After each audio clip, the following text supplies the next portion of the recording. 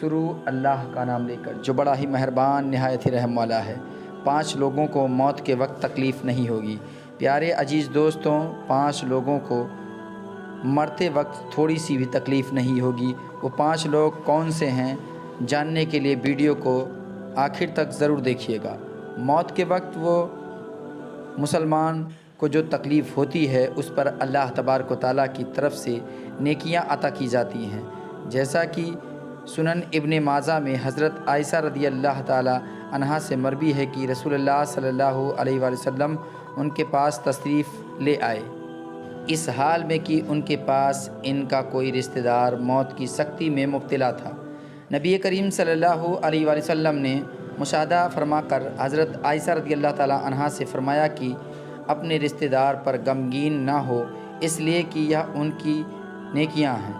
حضرت عائشہ رضی اللہ تعالی عنہا سے ہی اس مضمون کی روایت ہے کہ جب سے رسول خدا صلی اللہ علیہ وآلہ وسلم کی وفات کی تکلیف میں نے دیکھی، اب میں کسی مسلمان میت کی حالت نزا کی تکلیف کو اس کے حق میں برا نہیں سمجھتی۔ دوستوں، حدیثوں سے یہ معلوم ہوتا ہے کہ نزا کے وقت ہونے والی سختی مرنے والے کی بدعمالیوں کا ہرگز نتیجہ نہیں ہوتی۔ مسلمان کے حق میں اس پر اجر و ثواب اور گناہوں کی معافی کی ہی امید رکھنی چاہیے۔ دوستوں، 5 لوگوں کو مرتے وقت تکلیف نہیں ہوتی۔ حضرت سیدنا عثمان غنی رضی اللہ تعالیٰ عنہ نے فرمایا کہ دنیا میں 5 ایسے لوگ ہیں جن کو مرتے وقت تکلیف نہیں ہوگی۔ ان کی روح آسانی سے نکلے گی۔ حالت نزا میں انسان کی آدھی روح اندر ہوتی ہے اور آدھی روح باہر ہوتی ہے اور بندہ تکلیف میں ہوتا ہے۔ اس وقت انسان کو پیاس اتنی لگتی ہے کہ انسان یہ چاہتا ہے کہ سمندر کا پانی پی جاؤں، اور اگر بالفرض ساتوں سمندر کا پانی وہ بھی پی بھی جائے پھر بھی اس کی پیاس کبھی ختم نہیں ہوگی۔ روح نکلتے وقت انسان کو جو تکلیف ہو رہی ہوتی ہے وہ ناقابل بیان ہے۔ دوستوں، حضرت عثمان رضی اللہ تعالیٰ عنہ نے فرمایا، یہ 5 لوگ ایسے ہیں کہ ان کے مرتے وقت ذرا بھی تکلیف نہ ہوگی، یعنی موت آسانی ہوگی اور بغیر تکلیف کے ہوگی۔ پوچھا گیا کہ وہ کون سے 5 لوگ ہیں جنہیں موت کی سختی میں بھی نرمی میسر ہوگی، تو آپ نے فرمایا کہ سب سے پہلا شخص وہ ہے جو اپنے ماں باپ کی موت کے بعد، یعنی ماں باپ کے مرنے کے بعد وراثت کا حصہ اپنی بہنوں کو پہنچانے میں جلدی کرتا ہے، یعنی وراثت کا حصہ اپنی بہنوں کو جلد اور بر وقت پہنچاتا ہے۔ ایسا نہ ہو کہ بہن کے بچے بھوک سے بلکتے رہیں اور تم بہن کے حق پر قبضہ کیے بیٹھے رہو، اور بہن اس انتظار میں رہے کہ میرا بھائی کب مجھے میرے ماں باپ کی وراثت میں سے حصہ دے گا۔ بہت بار یہ بھی دیکھنے میں آتا ہے کہ بہن کی شادی نہیں ہوئی ہے، جبکہ والدین دنیا سے رخصت ہو گئے، تو بھائی نے کہا کہ کوئی بات نہیں، جب بہن کی شادی کروں گا تو اس کا حصہ اسے دہیج کی صورت میں دے دوں گا۔ دوستوں، یاد رہے کہ اسلام میں بہنوں کو دہیج دینا فرض نہیں، جبکہ ان کا وراثتی حق دینا فرض ہے۔ دراصل عورت کو دہیج دینا یہودیوں کی رسم ہے، اسلام اس کی ترغیب نہیں دیتا، لیکن اسلام میں عورت کا وراثتی حصہ دینا فرض ہے۔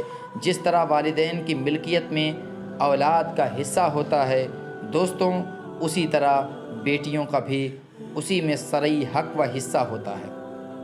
والدین کے انتقال کے بعد ان کے ملکیت پر بیٹوں کا خود تنہا قبضہ کر لینا اور بہنوں کو ان کے شرعی حصے سے محروم کرنا ناجائز اور سخت گناہ ہے۔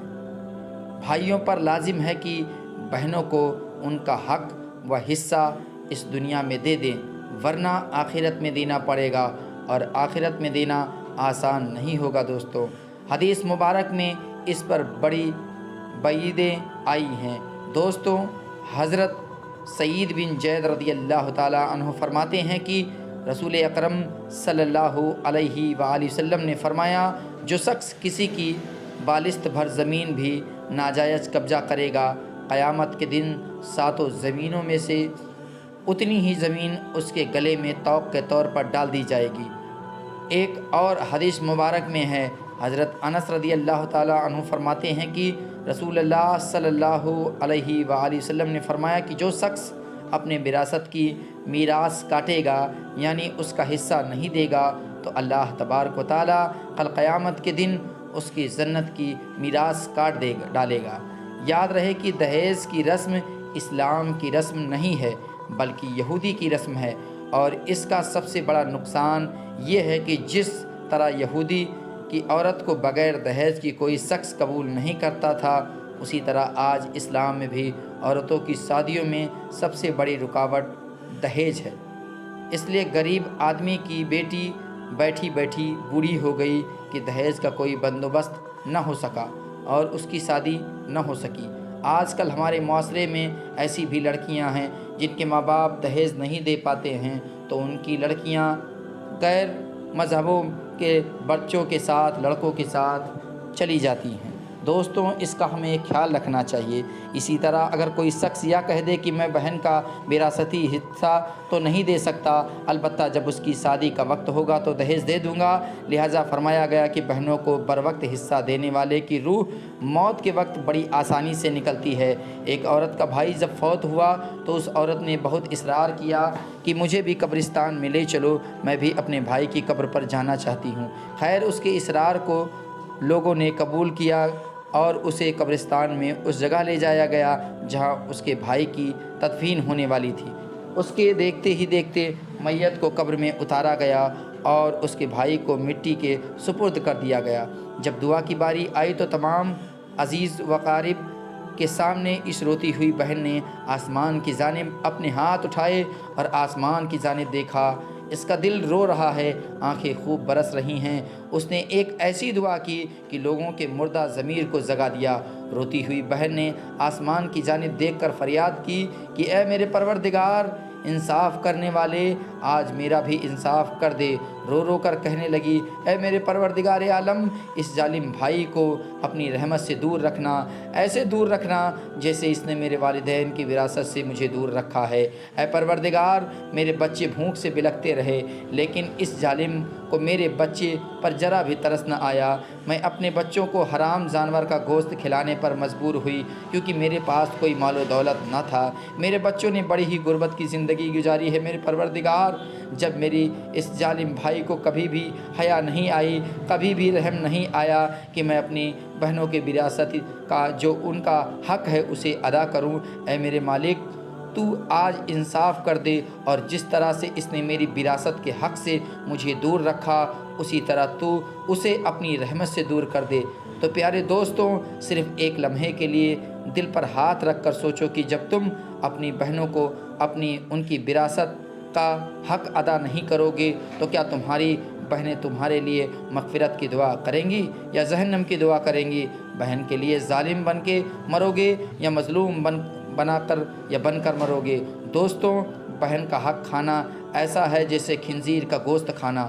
دوسرا وہ شخص ہے جس کی روح مرتے وقت بڑی ہی آسانی سے نکلے گی، کثرت سے وہ شخص صدقہ کرنے والا شخص، یعنی ایسا شخص جو اللہ تبارک و تعالیٰ کی رضا کے لیے اپنی مال و دولت میں سے یوں صدقہ کرتا ہے کہ جب وہ اپنے ایک ہاتھ سے کسی کو دیتا ہے تو دوسرے ہاتھ کو پتہ بھی نہ چلے، یعنی دوسرا انسان وہ ہے جو کثرت سے صدقہ کرے تو اس کی موت کے وقت اس کی روح آسانی سے نکلے گی۔ نمبر 3، ایسا انسان جو اپنے گھر والوں سے اچھا سلوک کرنے والا، یعنی اپنے ماں باپ، بیوی بچوں اور بہن بھائیوں سے نرم دلی کا رویہ رکھنے والا ہے، اپنے بیوی بچوں سے پیار کرنے والا ہے، حلال کا لقمہ کھلا کر اپنے بیوی بچوں کی کفالت کرنے والا ہے۔